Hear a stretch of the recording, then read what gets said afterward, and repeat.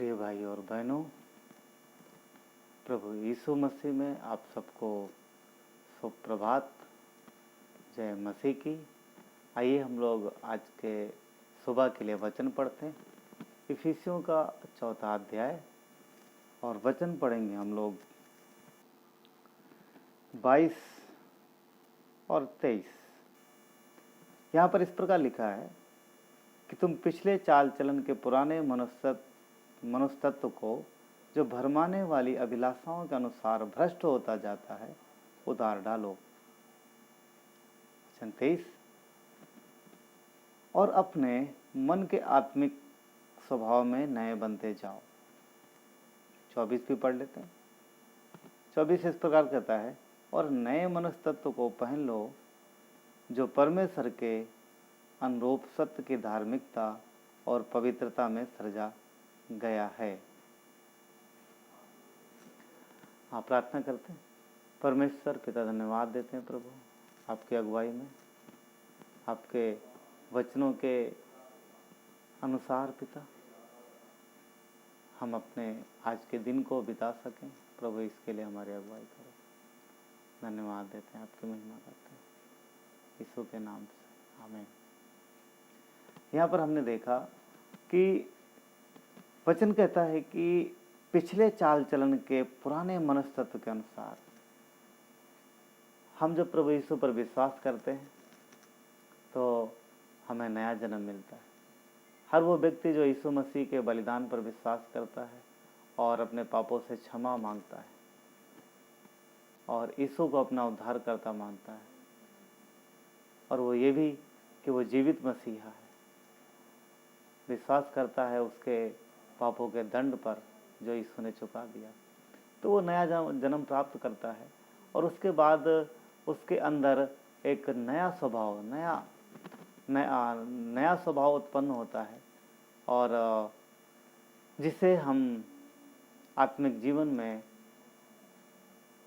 जन्मे हुए व्यक्ति की बात करते हैं। एक पुराना व्यक्ति पुराना स्वभाव को दर्शाता है, नया व्यक्ति नया जन्म नए स्वभाव को दर्शाता है, जो आत्मिक जीवन की ओर बढ़ाता है।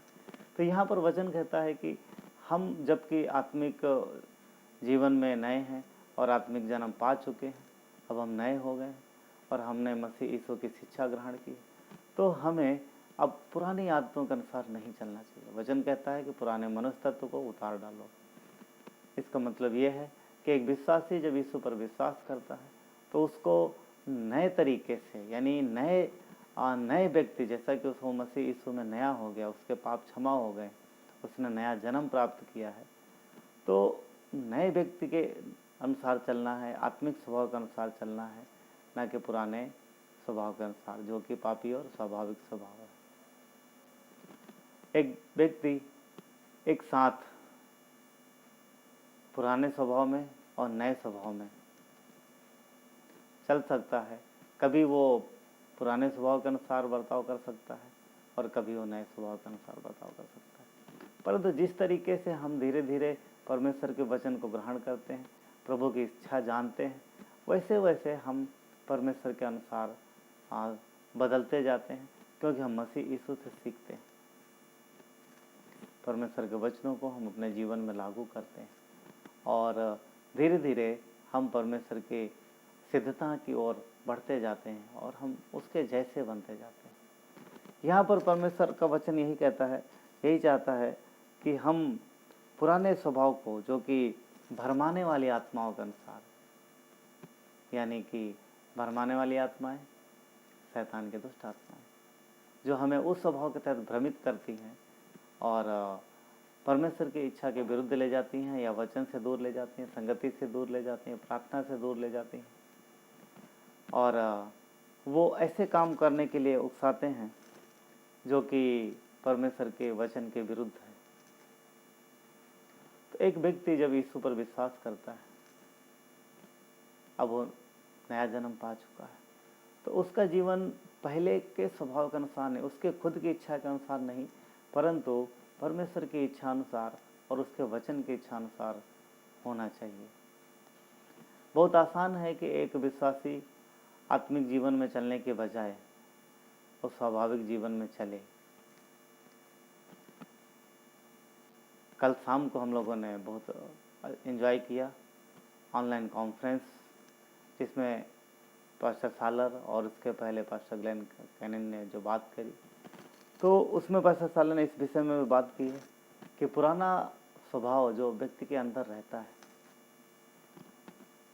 वो उतारा जा सकता है परमेश्वर के वचन के अनुसार। एक व्यक्ति निर्णय ले सकता है कि वो परमेश्वर के वचन के अनुसार चले।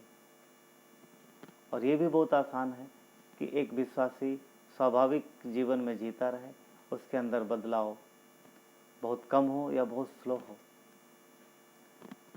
पर जब हम वचन पे ध्यान देते हैं और उनको अपने जीवन में अप्लाई करते हैं, लागू करते हैं, तो फिर हमारा जीवन बदलता है। यदि आप देखोगे तो 25 से लेकर के आगे 32 तक वो ये बात करता है पुराने स्वभाव के विषय में भी, और 27 में कहता है कि शैतान को अवसर मत दो। 28 में चोरी करने वाला चोरी ना करे वरन भले काम करे, अपने हाथों से परिश्रम करे। 29 में कोई गंदी बात तुम्हारे मुंह से ना निकले। और 30 में कहता है पवित्र आत्मा को शोकित मत करो। जब एक व्यक्ति पुराने स्वभाव में जिएगा और चलेगा, वो अपने मन से सोचेगा और मन के अनुसार चलेगा, और अपने मुंह से कुछ बोलने के पहले अगर उसने सोचा नहीं, समझा नहीं कि इस बात में परमेश्वर की क्या मर्जी, तो फिर उसका स्वाभाविक स्वभाव से अगुवाई करता है। इसलिए ज़रूरी है कि हम परमेश्वर के वचन को पढ़ें और उसकी इच्छा को जानें, और हम नए स्वभाव में बढ़ते जाएं और पुराने स्वभाव को दूर करें। क्योंकि पुराना स्वभाव जो आदम को प्रकट करता है, जो बुराई और बुराई के कामों की ओर ले जाता है, परंतु नया स्वभाव, नया मनुष्य जो कि प्रभु यीशु को प्रकट करता है, और वो प्रभु यीशु में हमें बढ़ाता है। आज मसीह हमारे अंदर है, आज हम परमेश्वर का मंदिर है, तो हम पुराने नहीं परंतु नए स्वभाव में बढ़ते जाएं। नए स्वभाव के काम हमारे जीवन से प्रकट हो। अपने पड़ोसी से प्रेम करें, अपने आप से प्रेम करना, दूसरों को प्रेम देना, और धीरज के साथ परमेश्वर की इच्छा को समझना, सुनना, और धीरज के साथ अपने जीवन में परमेश्वर की इच्छा को बढ़ने देना। सिद्धता की ओर बढ़ने का ये एक अच्छा अवसर है। यदि हम परमेश्वर के वचन के अनुसार अपने जीवन में आगे बढ़ते हैं तो परमेश्वर हम में और आप में काम कर सकता है। वो साधारण व्यक्ति के द्वारा असाधारण काम कराता है।